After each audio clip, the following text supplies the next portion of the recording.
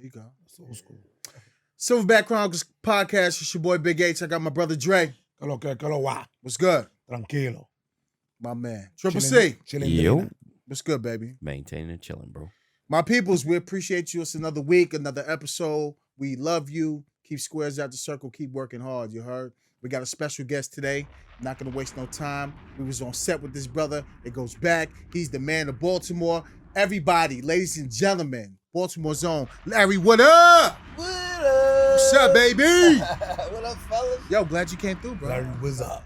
It's been a minute. It's been a minute. Long overdue. Yeah. Word. Thank y'all for having me. Nah, thanks for coming on, bro. Yeah, man. So please, for the viewers that don't know, please tell the world, who are you and where you from? All right, so my government name, because I ain't in no trouble. Yeah. My government name is Larry Whaddup, but the streets, the people, the creative force of things, they call me Larry Whaddup. Originally from Raleigh, North Carolina, but I was raised here in Baltimore. I've been here. Shoot, I turned 44 this year. I've been here for 42 years. So My man. I have a quick question. Because, like, we're all from different places, right? Mhm. right? How was it coming to Baltimore? Like, isn't this town just fucking... What's so unique about It's it? like, it's weird, but it's like magic. It's like Mhm. weird, but it's like... Don't you know how, like, when foreigners come to the United States and they say, like, the United States is the land of opportunity, land of the free. I feel like Baltimore is that, Mm. right? Like, you can come to Baltimore and start your own business, get things rolling. You know, it's a lot of stuff you can do. But then Baltimore is also one of those type of places where if you don't know somebody, you ain't getting in, Mm. right? Okay. So it's two sides to the story. Right? Okay. That's how I look at it. I feel like it's two sides of the story. Here. Okay. You have, you know, some people that's outside of that main circle, right? Mhm. And I feel like I'm inside that main circle. Like, you inside that main circle. Come on, Dre, you was on set. Do y'all know what he was doing? He walking around with the Nah. director all goddamn. Can I cuss on here? Go All ahead. goddamn Of day. course. All he was yo, they'll say, they'll ask him some shit like this, Dre. Do they put the handcuffs on like this? And Dre will say, yeah, nah, just doing like this. He's on set just doing stuff like that. Stuff that he already do on the regular. Like, I know that had to be the coolest shit though, bro. Like, It had was to a be.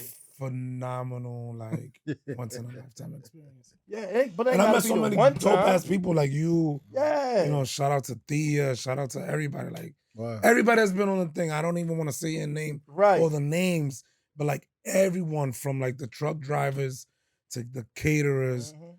and then like everybody just making it happen, like yourself. And I mean, I got a shout out to Nikki P. Right, You know what I'm saying? Nikki But, like, P. Nikki P. But, Yeah, Nikki P, the homie. I mean, yeah, I was just happy to be there. Yeah, man. I mean, like, for me, it was one of those things like that. So, for instance, like, you know how you got some people, like, I feel like I had my tenure was coming to a halt, right? I've been doing PA work for a long time, Mhm. and it wasn't until I started feeling like the person that's looking out for everybody that I started saying the fuck up shit that was happening behind the scenes. And actually, when We Own the City, it got ugly. You know what I'm saying? Really? Oh, it got ugly. Can't you elaborate a little bit? Oh, we gonna elaborate. Dre, My was you man. there that night? Yeah. It depends. All right, so It we depends. at Park Heights. You had to be there. I They was wasn't there. sending us up no fucking Park I Heights was there. without no police. I don't know All right, exactly so what you're we talking up about. Park Heights, and at the time they had the key PA, and it was two young ladies. They put them on a post way down. I'm talking about in Park Heights, but they put them away from where security was at, where police was at, and these young ladies started complaining. Earlier during that time, and it's about 2:00 at night. We about to finish the Yeah, it last was shot. late. It was late. Nina Noble asked me if I could walk down and pull some cones. So I'm walking pulling these cones. And the key PA, I get down to the end, is love. Love and another security. They trying to explain to the girls that security is not on set for the people. The security on set is for the equipment. You know what I'm saying? Let's get it. Don't get it twisted. They're not there for the people. They're for to protect the equipment, right? They don't know this. They thinking, oh, it's no security standing. It's by free us. reign. I could walk anywhere. Yeah. So they end up they complaining. They complaining bring the with mic love. up a little bit so they They complaining. They complaining to love. So I come down and I kind of diffuse the situation. So the key PA come down and he like, what's going on? What's going on? And he come down and I'm trying to explain to him. He say, Larry, shut the fuck up. Bruh. It was not. It was not. Dre. It was not nice. Dre. I'm running from across the street. He coming from way across the street because he hear me on the speaker. Because at this point, when he tell me to shut the fuck up, I say, who the fuck is you talking to, you crackhead bitch? I went off, bro. I went off. First and foremost, you in my community disrespecting me. You from fucking New York somewhere. And the whole time, your bitch ass gonna get cracked every time we take a break. You know what I mean? So I lean on. Next thing you know, everybody running to me, like, you like, I'm mad. But the reason why, you know what I'm saying, I had to do that, bro, because I didn't care. I would have sacrificed that job because I started saying that, yo, it's a systematic, it's a system, and it's systematically set up how, if you taught me how to PA, what I learned from you, I teach bro. What bro teach, he teach him. And it don't have to be, yo, be mean, be arrogant, be tough on these kids. You know what I'm saying? I felt like they were running the people away. A lot of the people that really wanted to be PAs, man, they didn't want to be it after they started being treated like that. So, like, after that situation, they started saying, like, I ain't get fired. Well, I think you pretty much had to teach him how to treat you. Come on, bro. Come on. Like, it, and that's first and foremost. Yeah. Unfortunately, he's been talking to people like that for quite a long time now. I So mean, he figured he can get away with that with you. In any professional environment, you don't talk like that. Yeah, Dre, you know you had to be high or something that day because I mean, this was a big day too, bro. Like we was up Park Heights and Wiley. You know where the shopping center at? Where we took over that entire thing. Yeah. And you out here acting crazy. I'm like, so you got security, you got police, you got Dre. And then you got guys like me and a couple of other guys are like that know these guys in these communities, right? So we like liaisons from the set to the community. You don't talk to the liaison like that.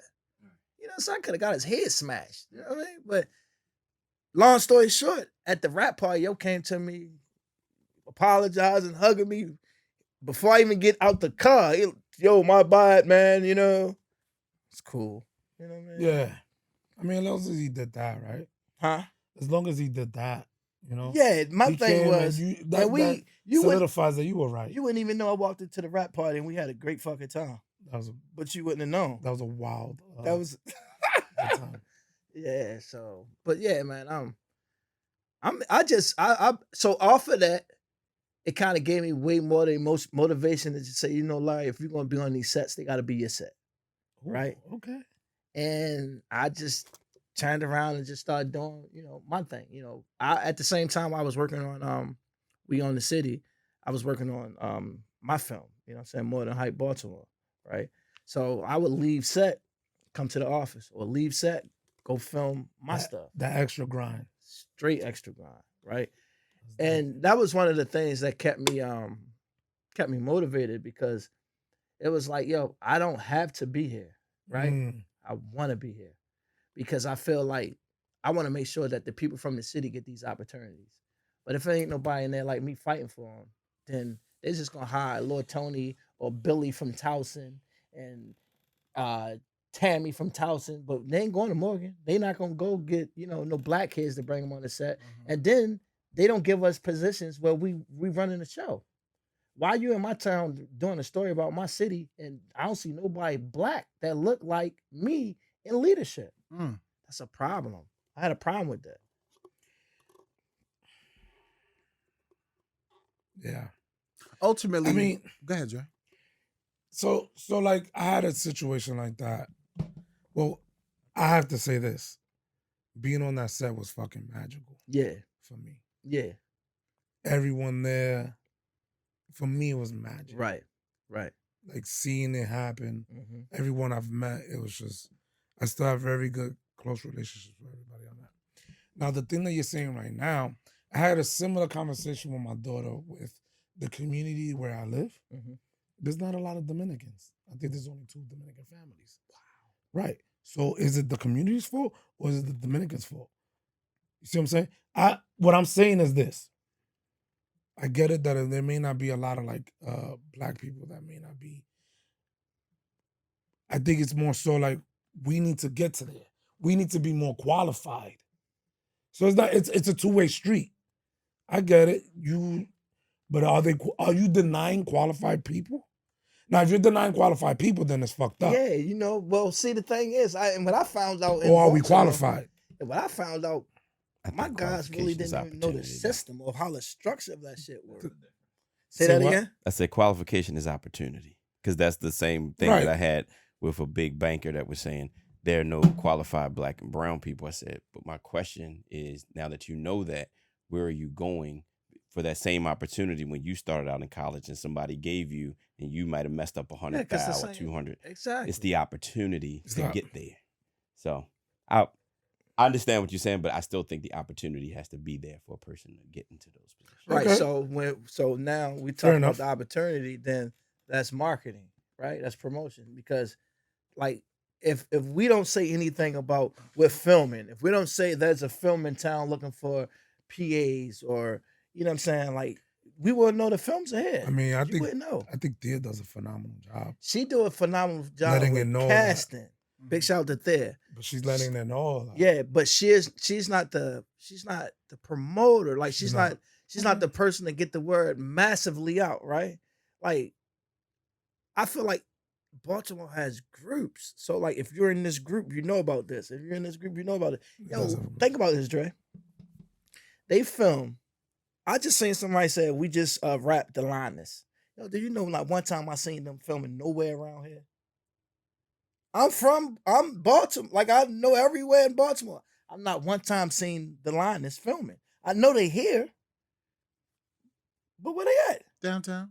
Right. That's what I'm saying. So, but for people, you know, when they doing the promotions, we need extras to do this. It's not when they started casting. It's we're gonna be filming next week. Let's put up a promotion so we can see if we can get some people.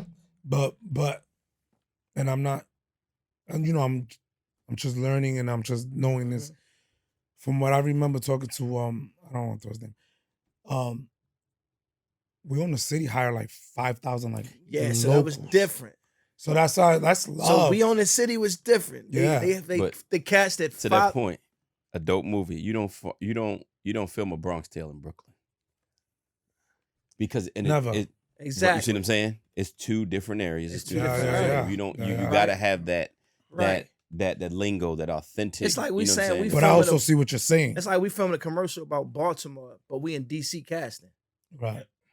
So like for me, Lingo it never really everything. set right because I'm like, yo, we out here talking about this is a true Baltimore story, but the people that's in leadership don't look like me.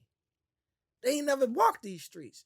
And the only reason they walk in these streets because they got Dre's and police and security and they feel comfortable and they can just say what they want. But at the end of the day, I think it should, when you say opportunity, like, I mean, think about it. They gave one person an opportunity, D. Watkins. Right? Shout out to D. Watkins. Shout out to D. Watkins. D got the right. Beast. You know what I'm saying? And then shout out to Bird. Bird got some, acting in there. Bird got a little beast. But Bird did our commercial. It was different from We Own the City. We Own the City was a different beast. Yeah. I'm gonna be but even honest. y'all was saying that, bro. Like, it was a different beast. If they would have brought in other cops, y'all know what it is to not even like how y'all police the streets, how y'all have conversations with people. Can you imagine them having police from Arizona coming in as a specialist saying, "Oh yeah, policing is policing"? You'd have been like, "Not in Baltimore." I think that's why Drake got his position though, because they being on set, they wouldn't make a move when it comes to how police lock people up or whatever. Bro, I saw them say stuff like lapel pins, da-da-da. Yeah. Like you was like, yo, the lingo for what y'all was saying at the time. You can't talk about Baltimore police unless you got official Baltimore officers. Exactly. I mean, they did bring a couple guys from Jersey, and I was like, we don't do that. Yeah. I mean, they were doing the tactics that so I'm like. I'm assuming that's the feel that you're saying, right? Yeah, like they were doing the tactics of like even like arresting people. Because the first reason they come here to shoot these movies is because the taxes that they tax Tax base. Yeah, that they get. Incentive. It's less. It costs less to film a movie here than New York, LA, and DC. Right? So they come here. But the city is a beautiful backdrop. It is. It is. It's a gorgeous city. Like better. You see it on camera, and you're like, damn, that looks good. Yeah. Especially the beautiful cobblestone and Fells Point. Yeah. Like you can't get that so nowhere else much. like that. You know what I'm saying? Yeah. At a prime You location. can't find that nowhere. So has your passion always been in directing? Take it back to the beginning. So I would say, are you an East Side or West Side kid? I'm straight. So check it out. Yeah, when I migrated here, we migrated to Mount Street, West Baltimore. All right, Norfolk Mount, and Emerson and Mount, and then I remember District. When I was 2 years old, right? Cause Tut over there, right? So I remember when I was 2 years old, my mom said we about to get this new spot. We got a pool in our backyard and all this stuff. I'm like, oh, really? Damn, that's really dope. She said this while you was in North Carolina? No, we were already on Mount Street. Oh, okay. So you moved in when you was 2? I came in Baltimore when I was 2. So you from here. Exactly. Right? But I go back and forth. So she tell me this. I'm like, all right, so where we moving? She's like, Hollander Ridge. Y'all familiar with Hollander Ridge? You're probably familiar with Hollander Ridge, right? What is it? I'm thinking like, now, and we moved out there when it was new. So don't judge me. Where is it? I'm like, it's right here on Pulaski Highway. Not too far from, like, I passed it coming here. Holiday Ridge? It don't exist no more. They knocked it down. Oh. It was like the biggest projects in Baltimore. But prior to it being a projects, it was like really nice. And I thought the pool was in the backyard. Really, the pool was like up the street. You know, it was a community pool. Country club. It was a community pool. You know what I'm saying? That we cut the gate and go in during the summertime and have a good time. But that's where I lived out there till I was like 16 years old. God bless my mom soul. She rest in peace. God my bless mom was mom. She rest in peace. Because I'm gonna be transparent. I like to be transparent. My mom was strung out for like 25 years, right? That shit was frustrating me. And she put me out in my last year of high school. She put me out, and I went over West Baltimore. That's how I got over West. When I went over West, I started hanging with some cousins, and it was living a different type of lifestyle that I wasn't really into, but I had no other choice. So I'm doing that stuff. And then a friend of mine that I used to hang with, because my background is choreography and dance. Like, that was the gift God gave me. It's like, you can dance. I'm going to make you be the dancer. And I really ran with it. Like, when it comes to dance, I went all the way up to, I worked on the second step up to the dance movie. I helped bring all the dancers, and, a lot of the people went from Baltimore. So after that situation happened with my mom put me out, I ended up going over West Baltimore because they were the cousins that looked out for me. You know how you got them cousins that be like, yo, I only wore these Timbs one time. I ain't got no scrape on them. You can have them. They were those guys. And when I got over there, it was like a good 5-year run. And then I was like, you know what, this ain't for me. And one of my homeboys that was getting married, he's like, yo, I need you to come get fitted. And he was one of my guys that would go to the clubs with me on Wednesday nights. And I always wondered why, like, he would come pick us up at like 10 o'clock. At night? Yeah, on a Wednesday. And I kept wondering, I'm like, yo, why this nigga coming at 10 all the time? Come to find out he was going to church. So he was going to church, and then after church, he'd come pick us up, and we'd go to the Latin Palace on Wednesday nights. So I'm like, all right, bro. You know what I mean? You know what I'm saying? I see you trying to change your life, because this nigga was freak nasty out of all of us, right? So he ended up changing his life, and I still was like, yo, you don't want to hear that when they like, yo, you come to church and all this. I'm like, yo, I'm not living right. I'm gonna just be real honest. I ain't living right. You know what I'm saying? I was forced into this lifestyle. I ain't living right, but I do want to change. So he like, man, look, just come get fitted. And he come pick me up. I'm in the back of the truck. I'm not paying no attention. And we get to this building, and I look up, and it say Pastor Tony Smith.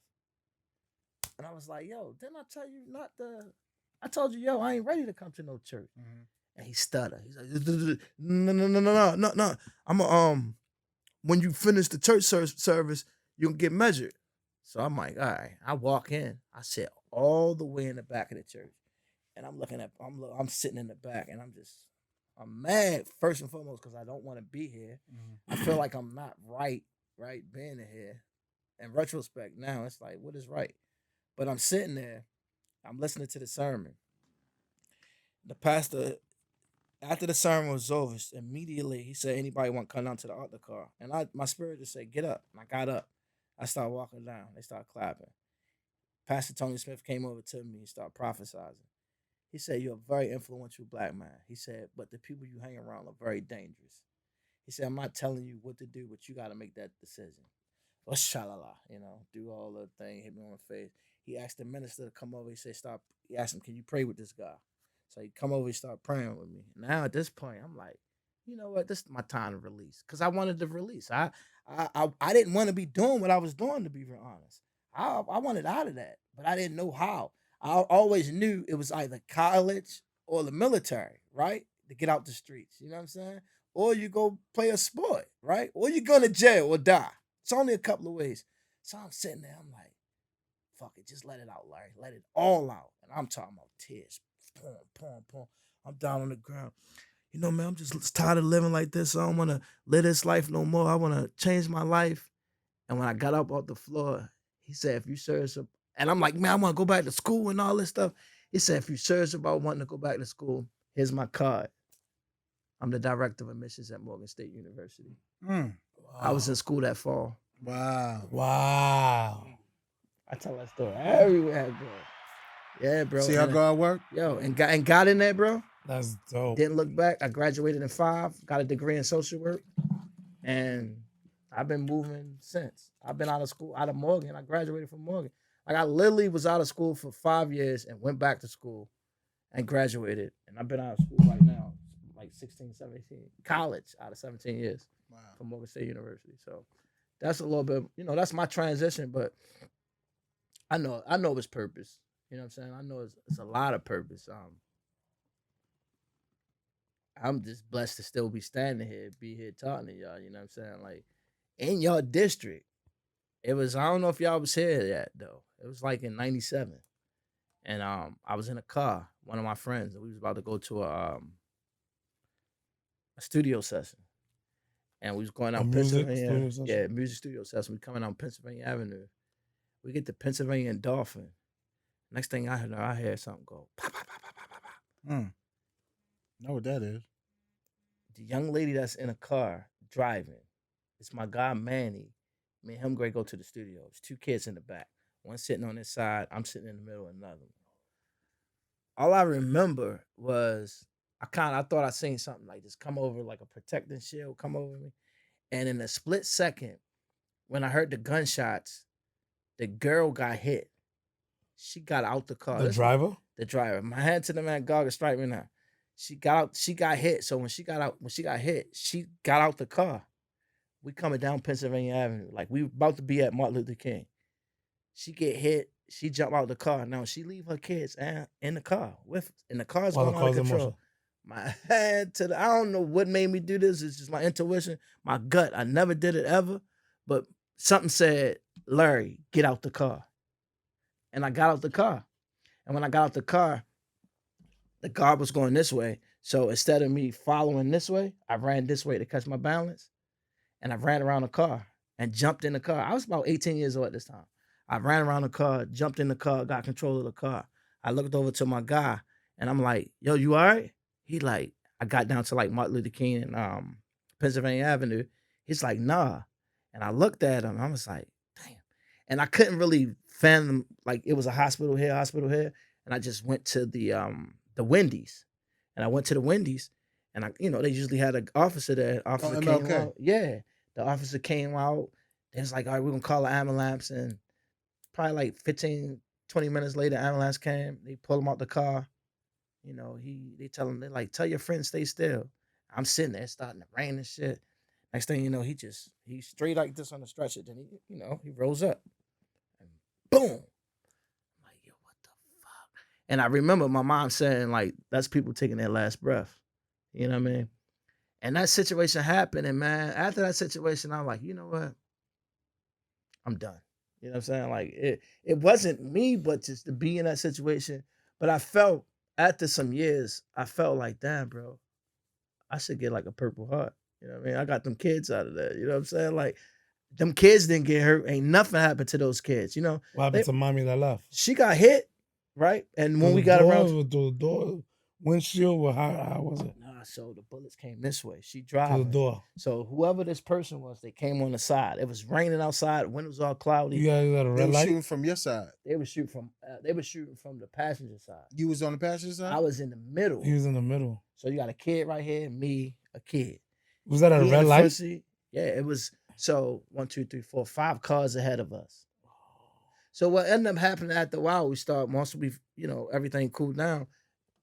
I mean, my dude wasn't, he lived a different lifestyle. He was targeted. He lived a different lifestyle with what he showed me in the daytime, what he showed me in the nighttime, what he showed me in the clubs. Like he was that menace, but he loved me, Yeah. right?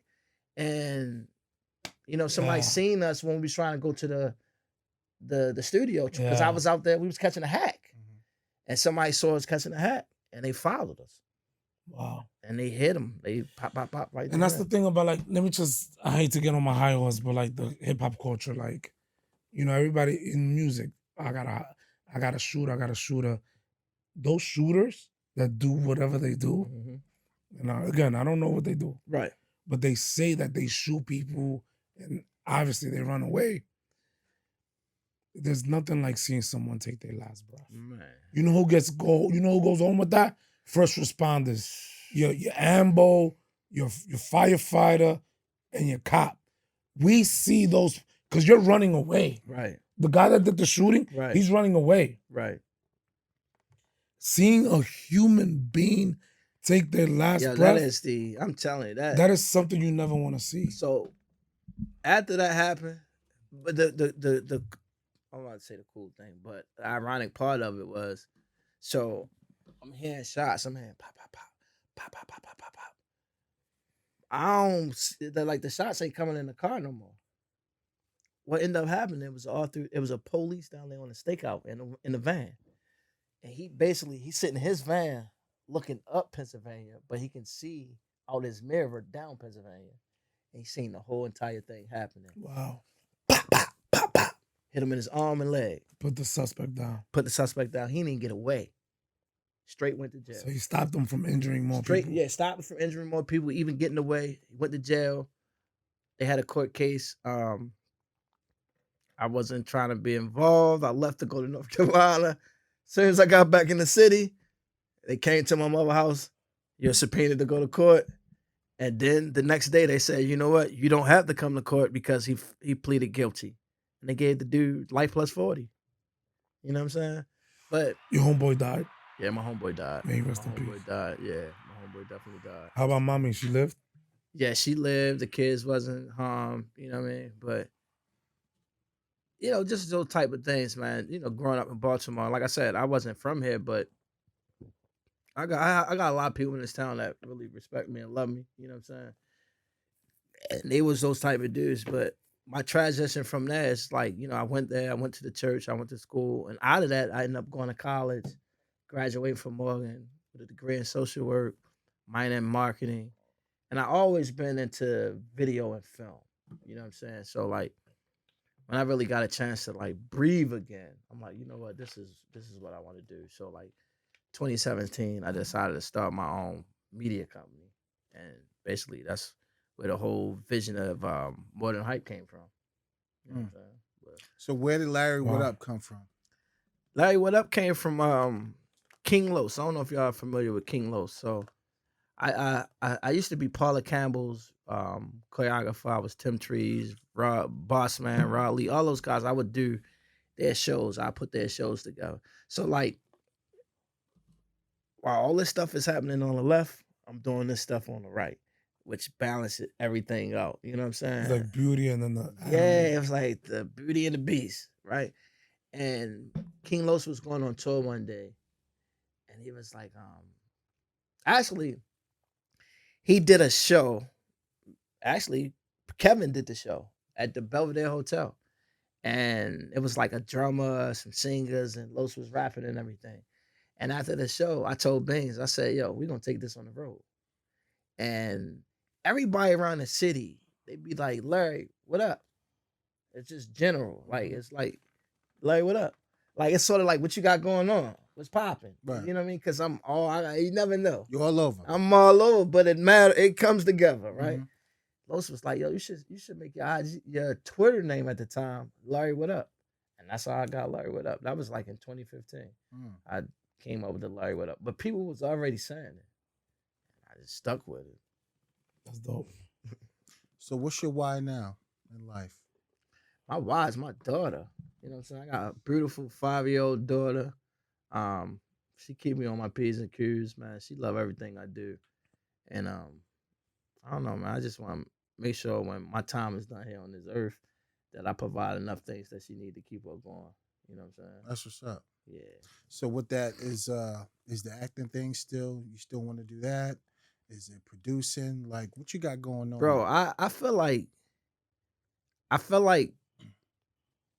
over some years I've put my talents and my gifts like in a box and just put them on the shelf.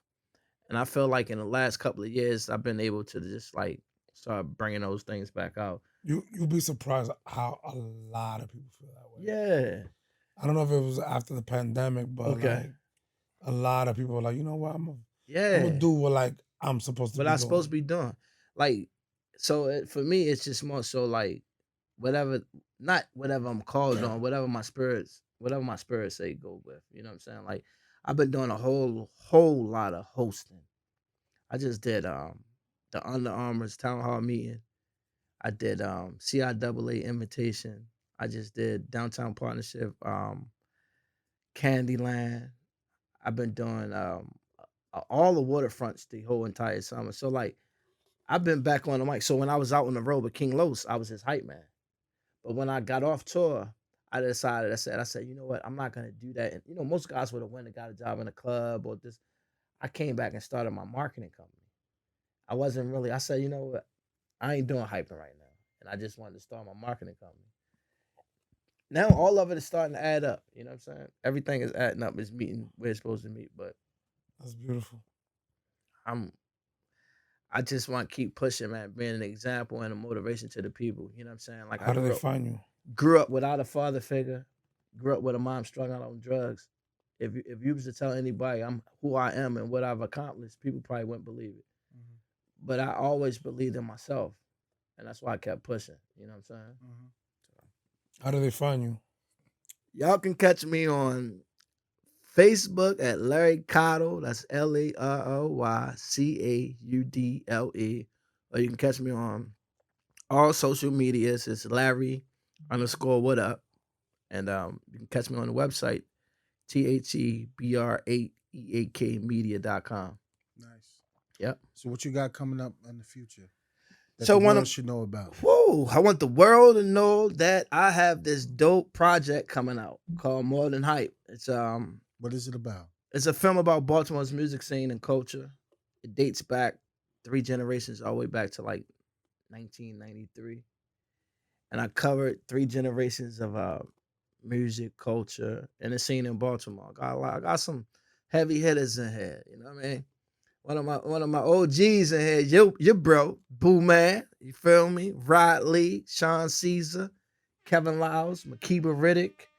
Kevin Lyles? Yeah, Kevin Lyles is in the film. Wow. I'll show y'all. I will play y'all the first one of the first songs. Is that he from Kevin Lyles did. Baltimore? Yeah. Yeah, Kevin from Baltimore. Yeah. I didn't know that. Got a young He made lady a club named. song too. He be trying to duck it, but I got it. Oh, you do? Yes, Oh, sir. I Yeah, need Triple that. C You got can send it. that Yes, to me. sir. I remember all them dudes when they used Oh to my come around. goodness! So you talking about I'm drinking this wine. It got my mind a little. Hold up. Newmarks, right? Newmarks, right? So Newmarks is Kevin and like 3 other guys. But that's like my prime project right now. Like I plan on I did a screening in October at Morgan State University. Had about 200, 300 people come out. Nice. Private screening. I'm planning to do a VIP private screening sometime in January. After I do that, I'm heading to the film festivals. You know what I'm saying? So like this is something where I'm really, really get out there and like start pushing it, because these stories that I got, a lot of these stories were never told. You know what I'm saying? Like they put it like this. When I called these people, it was like, what you trying to do? Because I was always that person. I wasn't the person that was taken from them. Like a lot of these people were sitting. You know, I'm gonna go get a job. I'm gonna do this. And I got back. I came in their lives and re-energized and reignited that thing they had. Right. So a lot of them back into making music, back into producing, back into what they done. And it's just a blessing, man, to be able to do that. But it's a big task. But I've been working on the film for like 6 years now. It's been about 6 years. When do you estimate it dropping? So it won't be a drop date. Like I said, we're gonna be going straight to the festivals. Okay. Once I do this last screening, straight festivals. If I do any drops without a pre-screening, I'll get eliminated from the festivals. So, you know, there's a lot of stuff. Oh, there's rules. There's rules to that shit. Yeah. I can't even, if I like, yo, I want to sell it to the local people and I put up my own league. Nope, you get it disqualified. I'll go to the film festival. Going straight to the film festival. That's so dope. I'm working on, you know. There's something sexy about film festivals. I can't wait, man. That's gonna be dope. I can't wait. So and you get to travel out there and do all that. I can't wait. I'm putting the. If you need security, holla. Oh, you already know, dog. Yeah. You already know, Dre. I already know. You feel me? But so my concept with More Than Hype. Basically, I got a little bit of, I want to go the older generation, my generation, and then the generation we in right now. If y'all paying attention to the music scene, everybody is on Baltimore right now, right? I just told you I've been working on this for 5 years. I've been working on this to the point where people didn't believe me. You know what I'm saying? They're like, yo, ain't nobody worrying about that. So like, I got stuff in this film where people were saying, like, I'm saying to one of the guys, like Scotty B, I'm like, yo, Baltimore clubs go mainstream. He like, nah, it's gonna stay underground. 12 years later, we're mainstream. I prophesize this. I said it. You know what I'm saying? I'm in the lab telling these people. You know what I mean? Like, I got Kanye West in this film. Yeah, Kanye and DJ Class in the studio recording the remix to I'm the Ish. I got it in the film. You know what I'm saying? Like, K Swift. I got footage from K Swift. Wow. You know what I mean? So when I did the screening, man, I had people coming up to me crying. You know what I'm saying? They were crying, telling me like, yo, this is real powerful what you got going on right here. Like, you really was able to pull a piece and put together a piece of people that transitions from different generations, and it tells a story. It's just not like you putting stuff together. It's actually a story. I mean, Frank Ski, you know what I'm saying? Like, that's dope. You already know it's hard to put I got something the together from homies Baltimore. in, bro. Yeah. So the young lady I was telling y'all about, Makiba, now she probably wrote your wife's favorite song. You know what I mean? She write for Beyonce, Rihanna, Alicia Keys. She's from West Baltimore.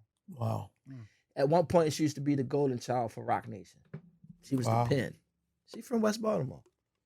But people don't know that. People don't know that. That's so dope. You know what I mean? So when y'all out here patrolling, y'all doing all this, like, the crime, it's because I feel like when it comes to anything, it's marketing. Don't nobody know that we got Makiba. Don't know a select few know we got Frank Ski. It's a select few that know Larry exists. Cause guess what? Larry ain't got no Bentley outside. Larry don't wear Balmains. You know what I'm saying? Larry ain't around this bitch trying to stunt. So y'all ain't coming over to Larry to try to get Larry to do something for y'all because Larry didn't look the part. I mean, people in Baltimore are very modest. Like, we have one of the biggest kingpins in here, and nobody knows about it. It's from Baltimore. Yeah. Baltimore moves a little different.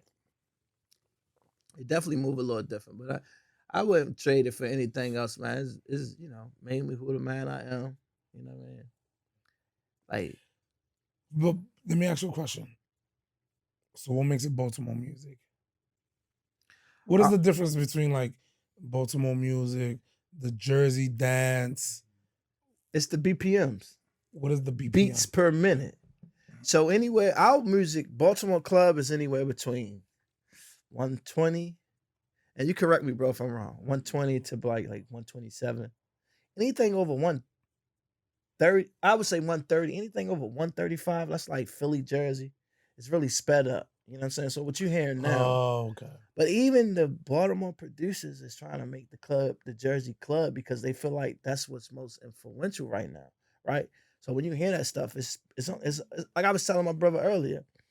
I can show you the Be More two-step off Before I Let Go, But then I also can show you bring in the cats, bop, bop, bop, bop, bop, bop, bop, because it's only speeding up your emotions. So it's the same thing with the BPMs.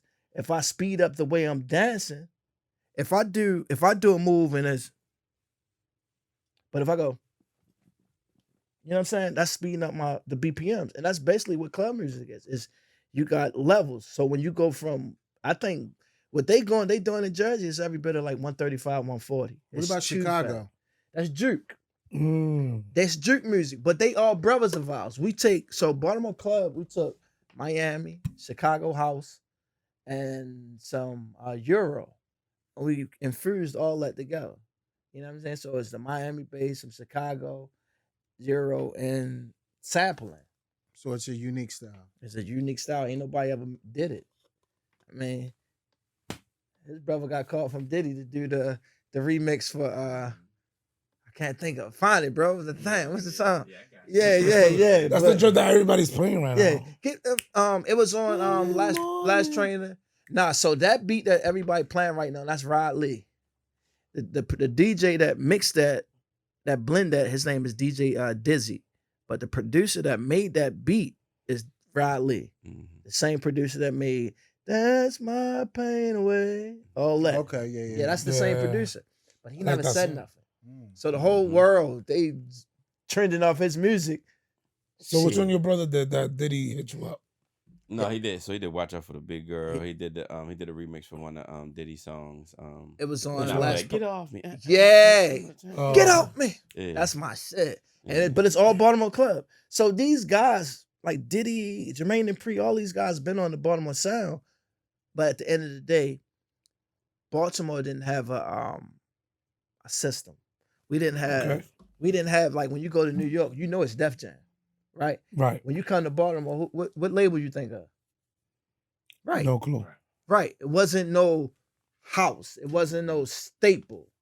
You ever had to talk with Kevin Lyles about that? Yeah. Why wouldn't he do that? Well, now it's happening. It's happening now. Yeah, but Kevin was entrenched in Kevin was entrenched. I mean, it was a Def Jam forever. Yeah, once he went there, it was... Yeah, but well, you got... I mean, it's levels. It's a different vibe. But what I'm just saying. Well, bro, not so much. Billions. Well, yeah, and then you got to protect your investments. Right. So if I know, when I go look on Baltimore at the end of the year, we got 385 murders this year.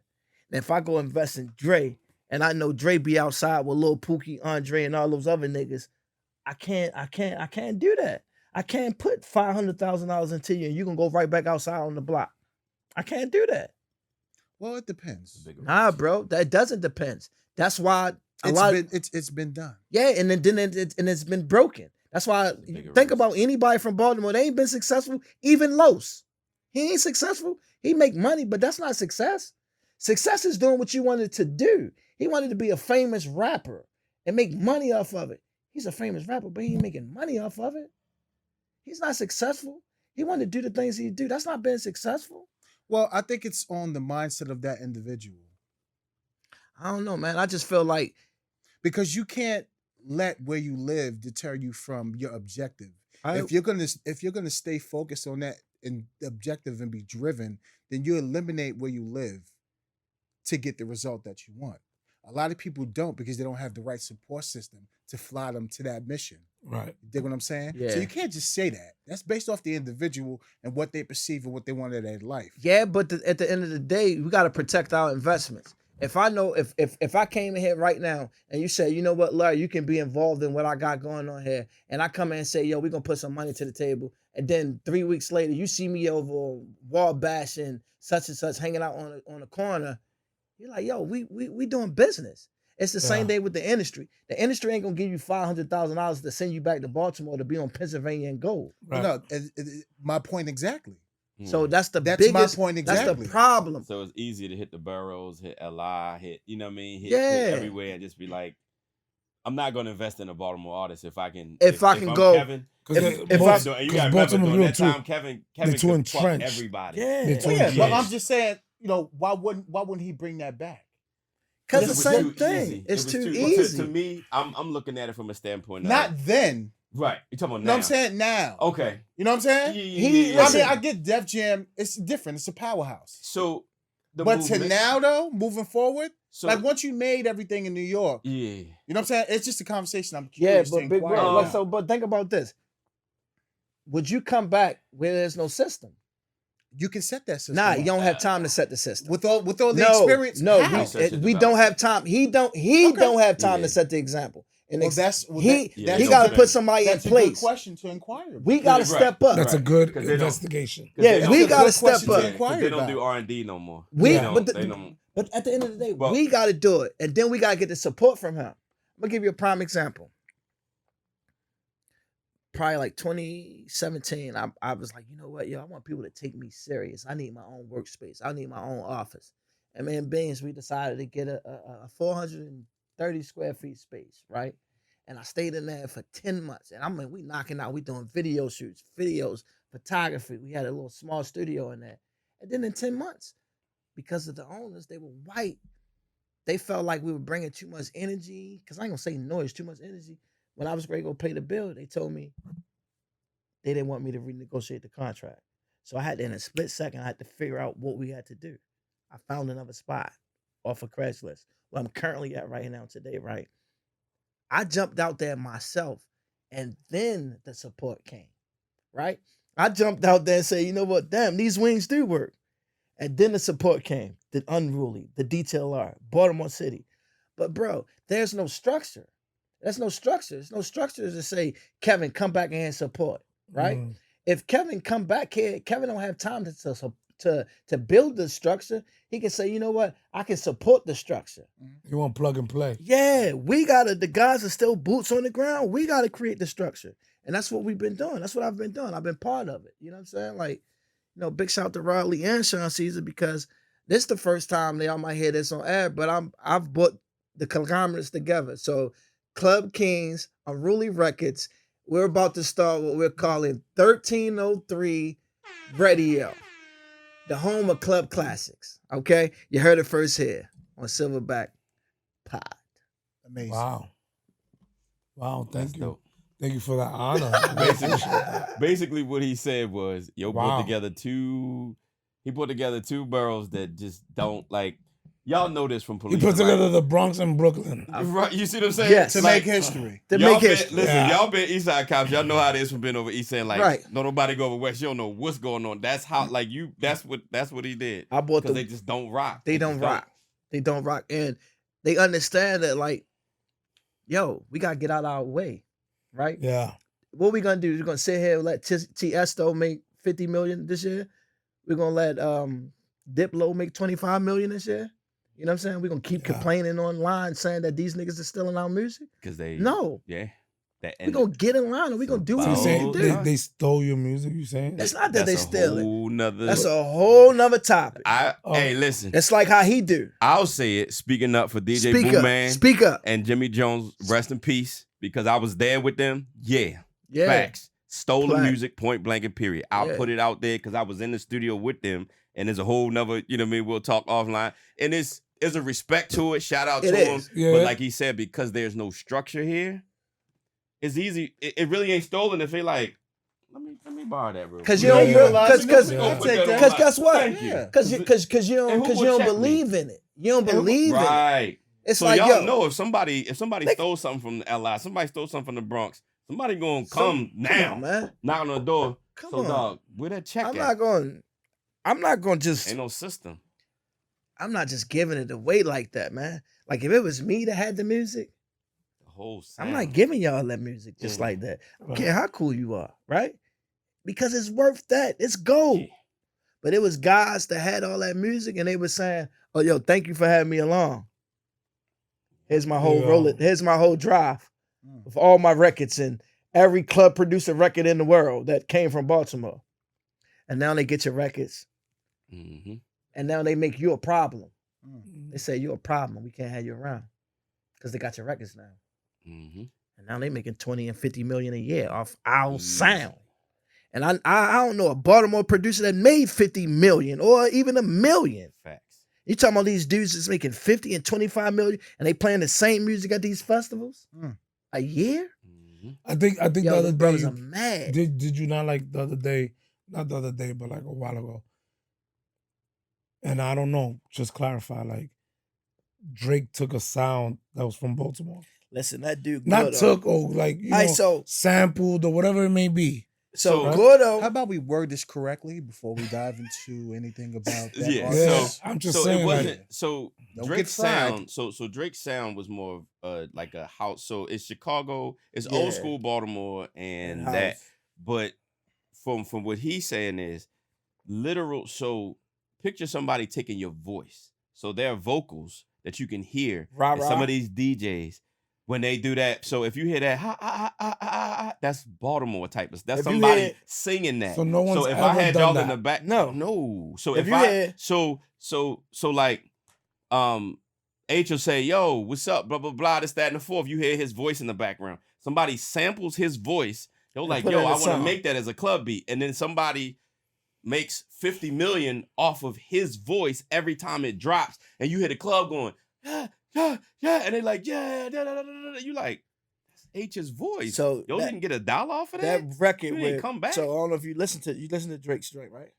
You he's a phenomenal artist. yeah, you heard the song on there, we were like, what? That's a Baltimore artist. Her name Rah Rah. He took those samples. Gordo, because we ain't gonna say Drake, he took her what? Because when you think about Baltimore clubs, you Google it, Rah Rah will come up. Black Star will come up. Broadly will come up. You know what I'm saying? DJ Class will come up. Rah Rah's what? They use that a lot, but Black Star created that with her, right? He gave the music to Diplo. He gave it to Diplo. He was signed to Diplo. So guess what Diplo did? He extorted it. He gave it to everybody else. And now all his white DJs and white friends, they can play the music because you gotta look at it like this. Initially with music, right? You the shit if you got a record ain't nobody got. And that's how the Baltimore club shit was. These guys will make the music in the studio similar to this and say like, you know what, yo, I'm gonna go down to the club tonight and test this record. Right. You know what I'm saying? And but if you don't know those guys, and if you ain't in the system, you ain't got the record. And then if you did get the record, that record might be $100. You might got to pay $200 for 2 of those records because that record got 6 records on it. Yep. And I remember people cleaning it the fuck up. But that's why you said like there's no heads getting organization on the cracked. No side. organization. It was a hustle. Yeah. So I mean, It was a hustle. In the 90s, I remember Can't people's get mad at heads that. getting cracked. Mhm. For coming over, if you had my records and you playing them and you recorded it somehow or you And stole you the ain't record, buy from me? Oh, it's yeah. it's People was on. coming up with people was coming up with people's record stores. Mhm. So it was like over club, yo, it was very because it had that hip hop element to it. Yeah. And people were very personal about it. So West Side had their sound, Mhm. East Side had their sound. And it would come together at the clubs downtown. Yep. But you can't, like he said, you can't. So there's history behind it. And I'm just glad that it's getting to a point where Baltimore's finally coming together because that's where Yeah. that beef, that's why people were able to steal it because 'cause we wasn't people together. were so personal about their sound. They was. It Niggas a would not let it go. specific Niggas sound was so coming personal. from each, yeah. Niggas was so Like my personal. brother and them, they'll tell you they made fight records. Oh, yeah. They made fight. Yes, he They did. wanted the club to go crazy. Yep. All right, so where do you see this moving forward going? Like right now, like any other city that got a chance to be on, you know. What's the energy right now and the structure that's being implemented in Baltimore? Oh, it's for lovely. this thing to go out It's lovely. and Like, be what it's supposed to be. see, so for me, big shout out to TT, Dark City Beneath the Beat. Like for me, like I feel like I'm only a chapter in this story, right? It's guys before me. I only went back to '93. You know what I'm saying? Like it's groups and artists before me, but hopefully I can inspire the next filmmaker, the next producer, to create a story to keep this thing going on. Like we early in the game, you know what I'm saying? Like we real early in the game, but at the end of the day, I know I'm one of those guys that's gonna keep it going. I mean, I've motivated a lot of people to do some things after they seen this film. I just want to keep being able to be able to tell stories from Baltimore, like organic stories from Baltimore, not allowing outsiders to come in and like dictate what it is, right? Yeah. That's good, bro. I think that's it. That's what I want. So, bro, any shout outs you want to give out before we wrap this thing up? Shoot, man. Shout out to my biggest fan, my daughter, Laraya. You know what I mean? Shout out to Lil Mama. Shout out to my girl, Sade, perfectly lit candle co. Shout out to my brother, K. Baines Electric. Shout out to my whole team, Ruley, the Break Media, Rodley, the whole crew, Boo Man, Paula, everybody that's a part of the More Than Hype doc. Listen, thank y'all. You know what I'm saying? Thank y'all so much for being a part of it. Thanks for coming out, bro. Yeah, thank y'all. Thank y'all. Appreciate it. Love. Dre, Peace and love, my brother. Triple C. Blessed are the peacemakers. All right, my peoples.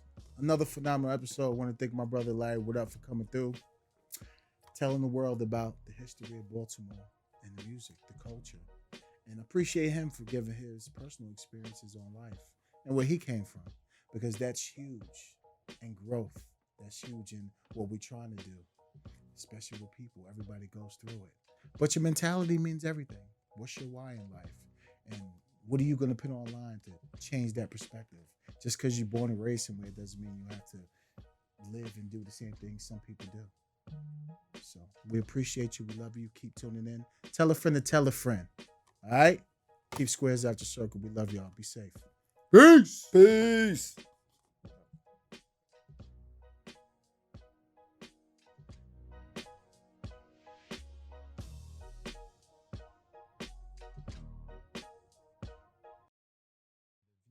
Opinions expressed on the Silverback Chronicles podcasts are those of the hosts, producers, or the guest appearing on the program.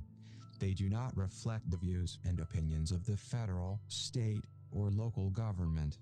This includes but not exclusive to the Department of Defense, Homeland, and the Baltimore City Police Department. The Silverback Chronicles podcast with Dre, Big H, and Triple C. Hit the subscribe button, like and comment.